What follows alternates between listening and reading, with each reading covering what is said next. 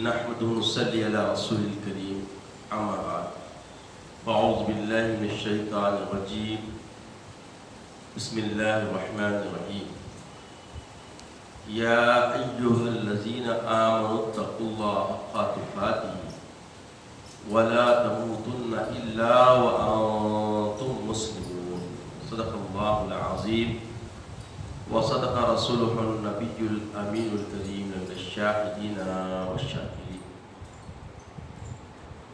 کل حمد و ثنا اس مالک حقیقی وحدہ لا شریک کے لیے سزاوار ہے جو ساری خلقت کا پالنہار ہے، جس کے دست قدرت میں کل جہاں کی بادشاہت ہے، جو چاہتا ہے کر گزرتا ہے، اس کے اختیار کو کوئی روک نہیں سکتا۔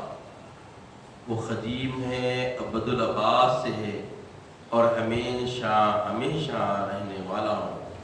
میں گواہی دیتا ہوں کہ نہیں ہے کوئی معبود برحق لائق عبادت سوائے اللہ جل مجدہ کے، اور میں یہ بھی گواہی دیتا ہوں کہ محمد عربی صلی اللہ تعالیٰ علیہ وآلہ وسلم اللہ کے بندے اور خاص رسول ہیں۔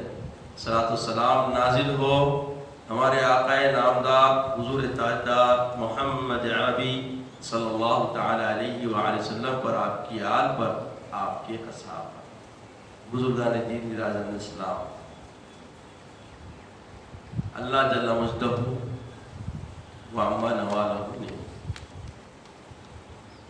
ہمیں اپنے محبوب علیہ الصلوۃ والتسلیم کی امت میں پیدا فرمایا اور ہماری رشد و ہدایت کے لیے اپنے کلام کو اپنے حبیب پاک علیہ الصلوۃ والتسلیم پر نازل فرمایا اور ہمیں جینے کے لیے نمونے کے طور پر اپنے ارشاد کے ذریعے ضمانت عطا فرمائی کہ تم اگر بہترین زندگی جینا چاہتے ہو بندگی کی تو میرے محبوب کے اسوے پر کام کرو، میرے حبیب کے اسوے کو اپنے لیے نمونے حیات بنا دو۔ تو عزیزوں اور بزرگوں، اللہ جل مجدہ و عما نوالہ نے ارشاد فرمایا، اے ایمان والوں سے اللہ تعالیٰ کا خطاب ہو رہا۔ اللہ تعالیٰ ایمان والوں سے مخاطب ہے۔ ارشاد فرمایا یا ایھا الذین آمنوا، اے وہ لوگوں جو ایمان لا چکے، اتقوا اللہ، اللہ سے ڈرو۔ گزشتہ جمعہ جس آیت کی میں تلاوت کی اس میں بھی اللہ سب سے پہلے ایمان والوں سے خطاب کرتے ہوئے تقوی، اللہ کے ڈرنے، اللہ کی خشیت، اللہ کا ڈر، اللہ کا خوف رکھنے کی تلقین فرما رہا ہے۔ اور اس کے بعد اللہ فرماتا ہے اتقوا اللہ، اللہ سے ڈرو۔ قولوا یا ایھا الذین آمنوا اتقوا اللہ حق تقاته، جیسا کہ ڈرنے کا حق تم اللہ کا ہے۔ اللہ کا یہ حق ہے کہ بندگان خدا اس کی خشیت میں رہے، اس کے ڈر میں رہے، اس کے خوف میں رہے۔ حق تقاته، جیسا کہ اللہ کا حق تم پہ ہے ویسے انداز تم کو اللہ سے ڈرنا چاہیے۔ وَلَا تَمُوتُنَّ إِلَّا وَأَنْتُمْ مُسْلِمُونَ، اپنے آپ کو مردہ نہ بناؤ، ایسا یوں ہی بیکار کی موت نہ ہو۔ وَلَا تَمُوتُنَّ، ایسی حالت میں نہ بنو، إِلَّا وَأَنْتُمْ مُسْلِمُونَ، اس حالت میں تمہاری موت ہو کہ تم اسلام کی حالت مسلمان ہو کر، مسلمان کی حالت میں ہو، ایسے ہی غفلت میں اپنی موت کو گلے نہ لگاؤ۔ عزیزوں اور بزرگوں، اس آیت کریمہ میں تین باتیں اللہ تعالیٰ فرماتے اور یہ تینوں باتیں ایمان والوں سے مخاطب۔ پہلے اللہ کا خوف ہونا چاہیے۔ جب تک خوف خدا نہ ہو انسان کی اپنی سیدھی ڈگر نہیں بن سکتی۔ یا ایھا الذین آمنوا اتقوا اللہ حق تقاتی، اور یہ ڈر جو اللہ کی طرف سے تم کو ڈرنا ہے یہ تم پہ اللہ کا حق ہے۔ ایسا نہیں کہ تم کو زبردست ڈرنے کے لیے کہا جا رہا ہے، یہ ڈر تمہارے اندر طبعی طور پر جو تخلیق کرنے والا خالق ہے وہ تم میں ہونا ہی ہونا، اس کا حق ہے تم پہ، حقا تو خالق۔ پھر اس کے بعد تیسری بات واضح فرمانے وَلَا تَمُوتُنَّ إِلَّا وَأَنْتُمْ مُسْلِمُونَ، ایسے نہ مرو کہ تمہاری موت یوں ہی ہو جائے، بلکہ تم اس حالت میں دنیا سے جاؤ کہ تم مسلمان، اسلام کی سلامتی کے ساتھ دنیا سے گزرو۔ وَلَا تَمُوتُنَّ إِلَّا وَأَنْتُمْ مُسْلِمُونَ۔ تو موت اسلامی طریقے سے آنے کے لیے اب کرنا کیا؟ مسلمان جینا کیسا اور مرتے وقت اسلام سلامتی رہے، مسلمان کی حالت میں مرے تو اس کے لیے کرنا کیا؟ اب دو چیزیں ہمارے سامنے ہیں، ایک مسلمان بن کے جینا ہے تو طریقہ کیا ہے، اور مسلمان ہی کی کیفیت میں، مسلمان ہی کی حالت میں دنیا سے جانا ہے تو طریقہ کیا ہے؟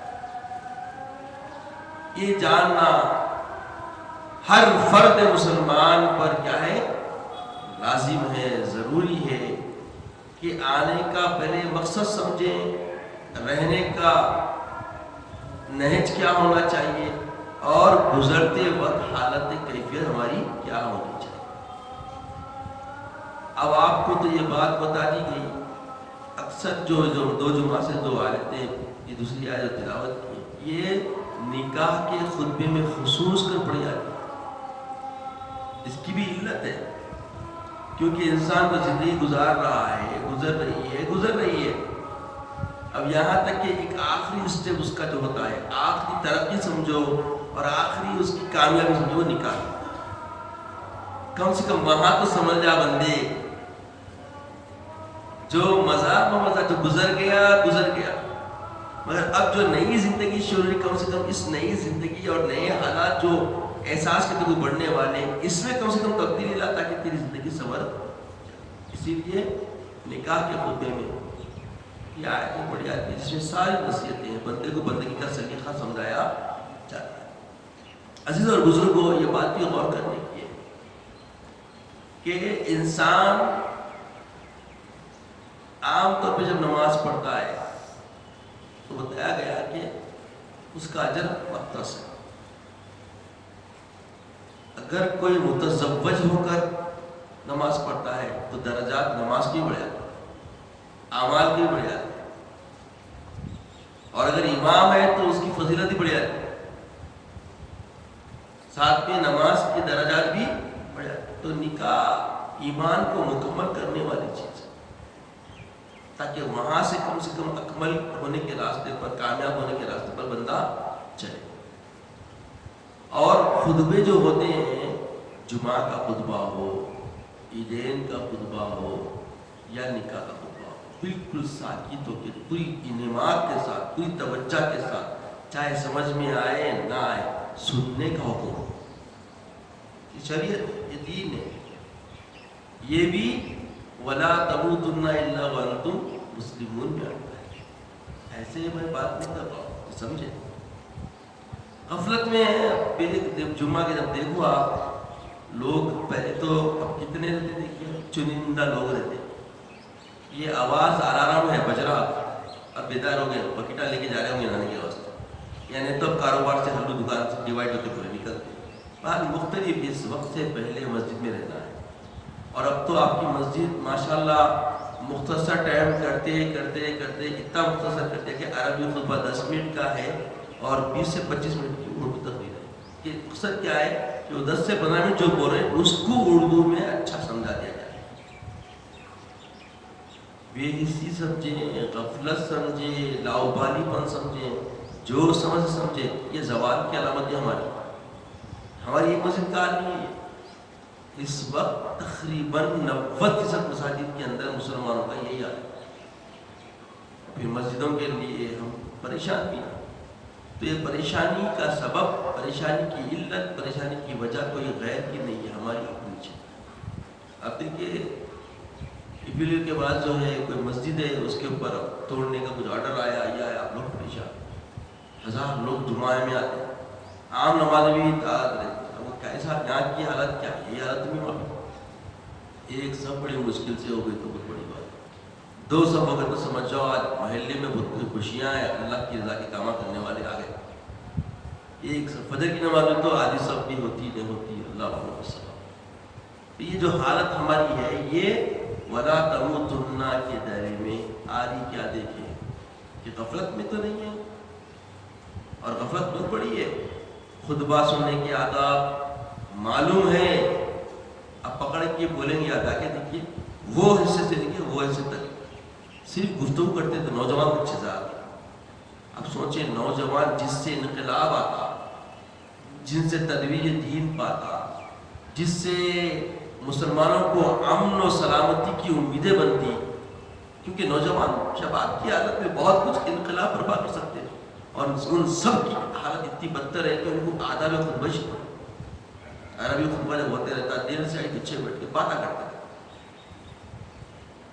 اب جتنے شادیوں کے آپ محفلوں میں جا رہے ہیں آپ دیکھیں یہ بنیادی باتیں ضروری ہے بھائی، معلوم سب کو ہے، مگر معلوم رکھ کے غفلت میں ہے، غفلت نہ کرو بولنا چاہ رہا ہے۔ جمعہ کا خطبے کا مطلب یہ ہے کہ غفلت نہیں ہو۔ شادی میں جائیں گے آپ دیکھیں گے تو خطبہ چلتے رہتا، قاضی صاحب خطبہ شروع کرنے سے پہلے تک سب اور سے دیکھتے رہتے کیا کریں کدھر کریں، جبکہ مطلب تجسس کی ضرورت نہیں ہے، مقررہ امور ہے، ایجاب قبول ہے اور مقرر مہر رہتا، وہ چیزیں وہاں پہ ترویج پاتی۔ اب خطبہ غور سے سننے کا ٹائم رہتا جب باتیں شروع کرتے تو شاید آئے نہیں دیکھیں آپ، جبکہ وہ خطبہ غور سے سننا ہے۔ جو شادی نہیں کرے ان کے لیے تنقید ہے، جو شادی کر چکے ان کو بیداری ہے کہ بھائی تم جاگو، تمہارے شادی میں پڑھا گیا تھا خطبہ یہ خطبہ ہے۔ جو پڑھ لی سب والوں کو ذمہ داری کا احساس، جو نہیں پڑھے سب والوں کو امیدیں احساس، برکتوں والا وقت رہتے، برکت کی ساعتیں رہتی، گھڑیاں رہتی، اور وہی انہی چیزوں سے محروم ہو جائے۔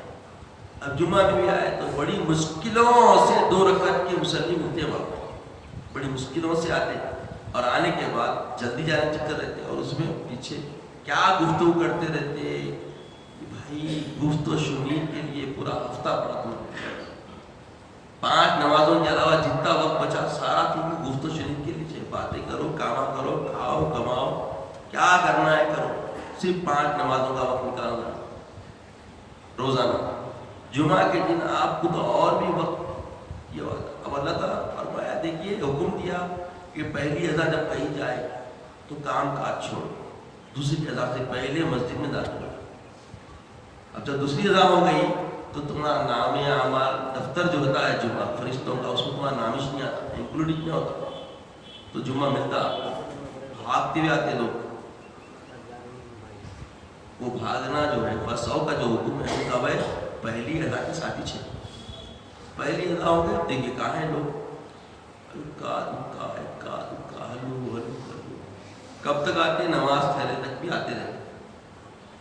خیر بس بتانا مقصد اور مدعا یہی ہے کہ یہ جو خطبات ہوتے ہیں ان کو سننا مسنون ہے، جمعہ کا خطبہ واجب ہے، واجبات مسنونات کا معاملہ ہے، اور اس کا ادب کیا ہے؟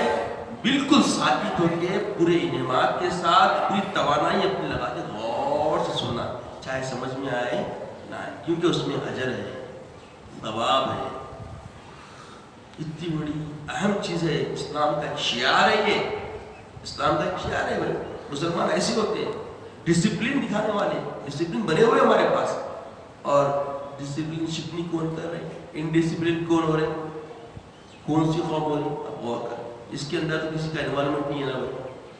مسجد میں کیا اب یہ غیر لوگ جس کے نام لے کے لوگ یوں کر رہے ہیں یوں کر رہے ہیں، وہ آتے کیا؟ تربیتوں میں فرق آ گیا، اپنے آپ سے نفسی طور پر ہم خود بربادی کی راہ پر چل پڑے، تو ہم کو ہدایت کدھر سے آئے گی؟ جس کو خود کو بدلنے کا خیال نہ ہو تو اس کو اب کیا ہوگا؟ اس کا معاملہ زندگی کا مقصد بندگی ہے، اللہ کی فرما برداری ہے، اور لوگ زندگی کو ضائع کر رہے ہیں، تو زندگی دینے والا بھی ایسے غافلوں کی مدد کو لیے نہیں کرتا۔ تو اللہ کا جو حکم ہے، پہلا حکم یہ ہے ڈرو. جب ڈر رہیں گا تو ڈر کیسا ہونا، ڈر کی کیفیت کیا ہونا، حقا تقاتی، ایسے ڈرو جیسے کہ ڈرنا کا حق ہے. اللہ سے ڈرنا چاہیے تم کو، تمہیں جواب ہے اس طریقے سے ڈرو. تو ڈرنا کیسا؟ تو ڈر کو سمجھنے کے لیے آپ کس کی مثال چاہیں گے جناب؟ سوال کہ بھئی اللہ سے ڈرنا ہے تو اللہ سے ڈرنے کی حالت و کیفیت کو سمجھنے کے لیے سب سے بڑی مثال تمہارے لیے کس کی؟ محمد رسول. دیکھیے آقا علیہ السلام کیسے ڈرتے تھے. پہلی بات تو آپ مقبول بارگاہ رب العزت ہیں، اور اتنے مقبول کہ آپ کے مثل کسی مخلوق کو، کسی تخلیق کو اللہ نے وہ وقار نہیں دیا جو آپ کو نواز دیا. بالکل استثنائیت کیفیت ہے. تلک رسول فضلنا بعضهم علی بعض کے زاویے سے دیکھیں گے کہ اللہ کی جو طبیعت ہے، اللہ کی عادت ہے کہ بعض رسولوں کو اللہ نے فوقیت دی. تو اتنی فوقیت دی کہ سارے انبیاء آپ سے بالکل نیچے سطح پہ، اور آپ عرفہ و اعلیٰ سطح پہ. آپ کس زاویے سے بھی آپ دیکھیں، نعمتوں کے بارے میں دیکھیں گے تو آپ کو نعمتوں کا قاسم بنا دیا. اللہ تعالیٰ نے خود آپ کو تقسیم کرنے والا بنایا.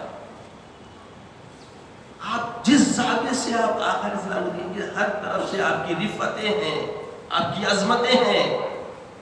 خود خالق آپ پر فدا ہے.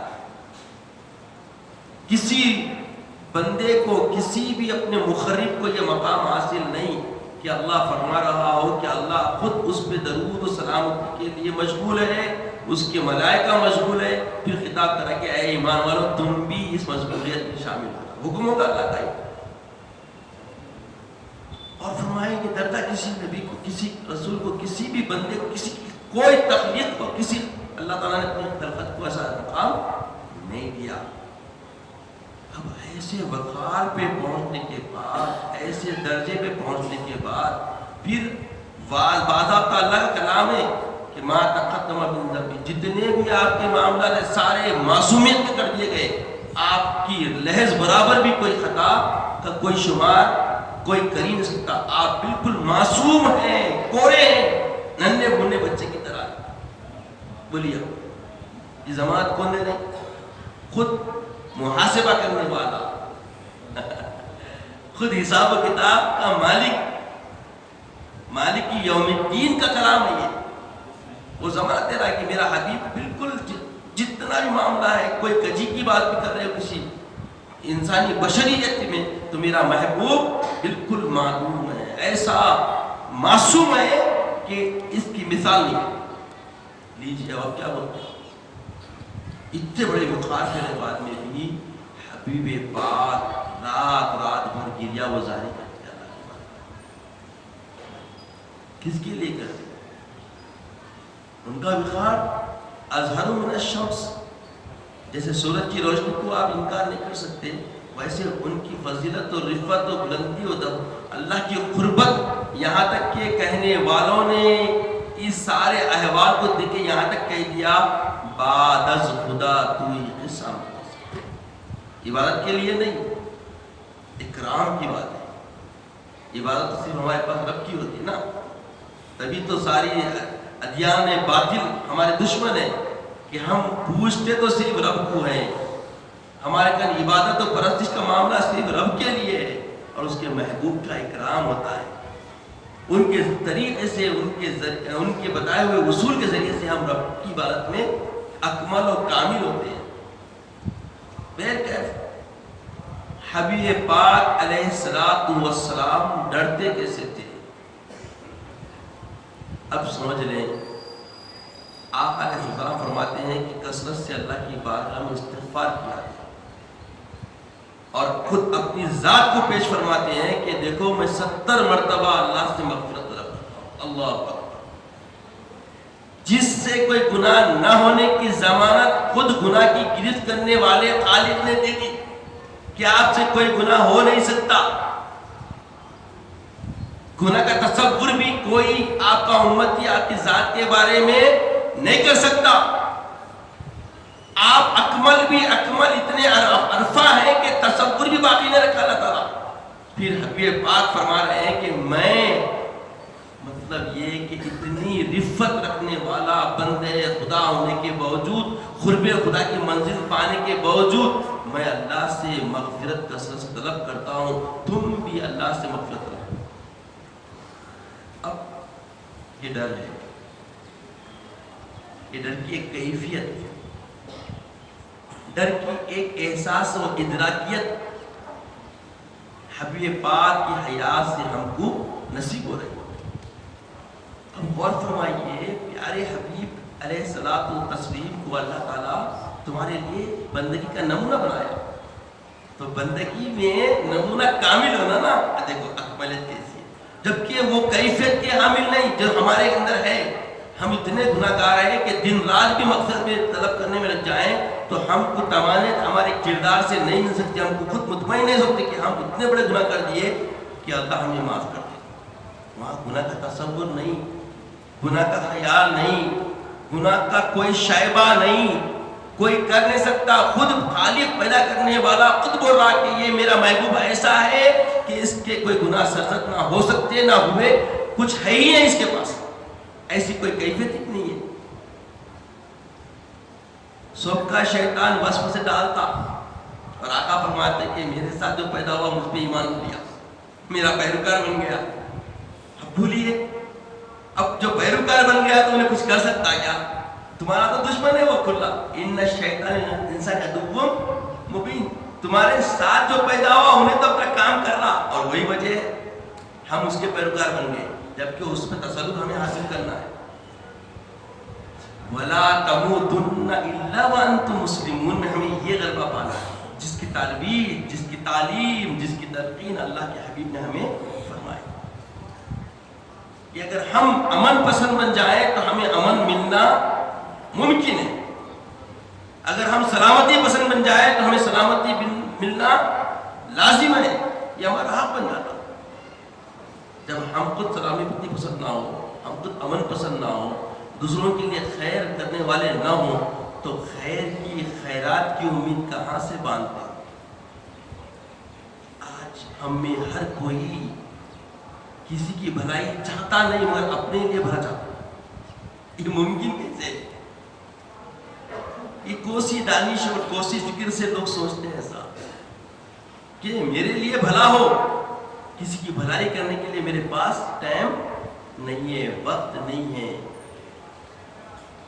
آپ کہاں سے اٹھ کے دیکھنا چاہتے ہیں؟ دیکھیے، زیادہ دور مت جائیے، اپنے گھروں کے اندر ہی آپ جائزہ لینا شروع کر دیجیے کہ سب کام نکالنے کے لیے تیار ضرور ہے، کام آنے کے لیے تیار بولیے نہیں ہے. تو ایسا کیوں؟ یہ کون سا زاویہ ہے جناب؟ کیا یہ حقہ تقاتی کے ذریعے ہو رہا ہے ایسا؟ جس کے پاس حقہ تقاتی ہوتا ہے، جس کے اندر کیفیت جاگ جاتی ہے، اللہ سے ڈرنے کا جیسا حق ادا کرنا ہوتا ہے، وہ کبھی بھی ایسی کام نہیں کرتا، بلکہ اس کے لیے تعلیم ہوتی ہے یرحموا اہل الارض ویرحم علیکم اہل السماء. یہ زاویے سے وہ دیکھتے ہیں کہ تم زمین والوں پہ رحم کھاؤ، آسمان والا تم پہ رحم کھائے. اب شروع ہوئی بات، رحم کی بھیک مانگنے کی ضرورت نہیں، آپ دوسرے کے لیے اس کی تکالیف کا مرہم بن جاؤ، تمہارے لیے رحمت خدا خود نازل ہو. اللہ کی خشیت میں آنے کے بعد ہر کسی کی تکلیف کا احساس اور ادراک باطن تمہارے اپنے تھی وجود میں آیا ہے، اور تم سمجھنے لگتے ہو اور اس کیفیت کو تم کرتے ہو، تو اللہ کی مہربانیاں، اللہ کی حمایتیں، اللہ کی دستگیری ایسے غیب سے آتی ہے کہ لا تحتسب، تم گمان بھی نہیں کر سکتے کہاں سے آ رہا، کیسے آ رہا، کدھر سے آ رہا. آپ دیکھیں جب ہمارے گھروں میں مہمان آتے تو اللہ کے فرمان کے مطابق مہمان رحمت ہے، بس یہ ضمانت مل گئی. اور یہی ہمارے بزرگوں کا طریقہ رہا کہ رحمت سمجھ کے اس کے لیے کوئی زحمت کا کوئی پہلو نہیں رکھتے اور خدمت کرتے، اور خدمت بڑی فرحت کے ساتھ کرتے. اب گھروں میں لوگ آنا بند ہو گئے. پہلے تو لوگ آ رہے تھے نہیں، سب کو اپنی میں نے مار رکھا ہے، سب اپنی میں اور لگے دگوں میں لگے ہوئے ہیں. اگر کوئی اتفاقاً آتا ہے،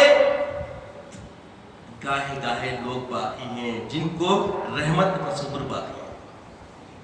کثرت سے لوگ اس کو مصیبت یا کیا وقت لینے آ گئے. ان کے کھلانے کی کمی نہیں ہے، مگر ان کے دل اس کے لیے تیار نہیں. ان کے نفوس اتنے کجی میں آ گئے کہ اتنے پلیدگی میں آ گئے کہ دیکھنے سے ان کے چہروں پہ رونق بالکل مرجھا جا رہی ہے. دیکھ کے معلوم ہوتا کہ ہماری آمد پہ سامنے والا کیا سوچ رہا. عزیز اور بزرگوں، خواب غفلت سے باہر آؤ. یہ زندگی کیا ہے؟ چند روزہ ہے. اس زندگی کو سلامتی کے ساتھ اگر گزارنا ہے تو سمجھ لو کہ ہمیں سلامتی کے ساتھ دوسروں کے ساتھ پیش آنا ہے. آپ سلامتی کا پیغام دیں گے تو آپ کی سلامتی کی ضمانت ہے. آپ کا کردار، آپ کے احوال، آپ کے معاملات، آپ کی زندگی کے اصول ہی آپ کو سلامتی سے یہاں سے لے جائیں. آج لوگ خود بینی کے پیکر و خوگر بن گئے. یا عزیزو، یہ کیا ہے؟ یہ امانت ہے. یہ خول سارا، یہ جو جسم ہمارے پاس اللہ نے دیا، یہ امانت ہے. اس کی دیانت داری یہی ہے کہ ہم اس کو صرف کریں، استعمال میں لائیں، اس کی پوجا نہ کریں، اس کو سنوارنے کا خیال نہ رکھیں. آج ہم سنوارنے میں لگے ہوئے ہیں، اس لیے سنور نہیں پا رہے ہیں. اس کو سنوارنے کا خیال چھوڑ دو، پھر دیکھو کیا معاملہ آ سکتا ہے. دیکھتے ہی دیکھتے آپ اور ہم کہاں سے کہاں چلے جاتے ہیں.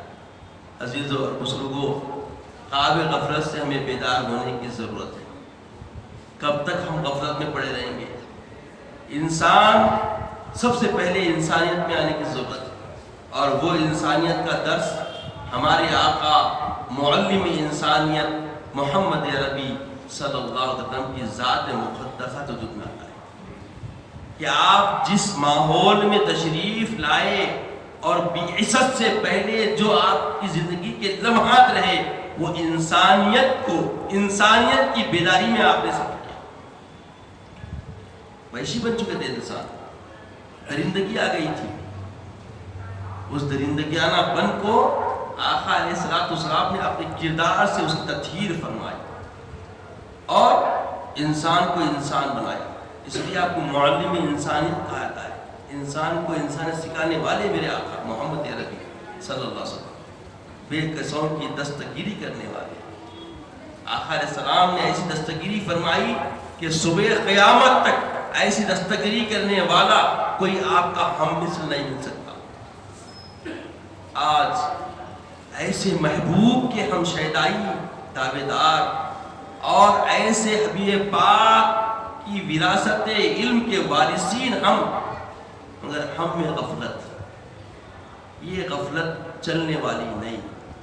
اس غفلت سے باہر آنے کی اہم ضرورت ہے. عزیزوں اور بزرگوں، اللہ تعالیٰ جو کہا سنا گیا اس پہ عمل پیرا ہونے کی توفیق عطا فرمائے. نور ہدایت ہمارے لیے آسان فرمائے. مولا ہمارے دلوں کو اپنے محبوب کے دامن کو سرانے والا اور اس پہ گامزن ہونے کے لیے ہمت اور جرأت پیدا کرنے والا بنا دے. مولا ہمارے لیے خیر کا معاملہ فرما، عزت کی اسلام کی زندگی عطا فرما، خاتمہ بالخیر فرما، وقت نزا کریم طیبہ عطا فرما، اپنے حبیب پاک صلی اللہ علیہ وسلم کا دیدار عطا فرما. سبحان اللہ و بحمدہ، سبحان اللہ العظیم، والحمد للہ رب العالمین.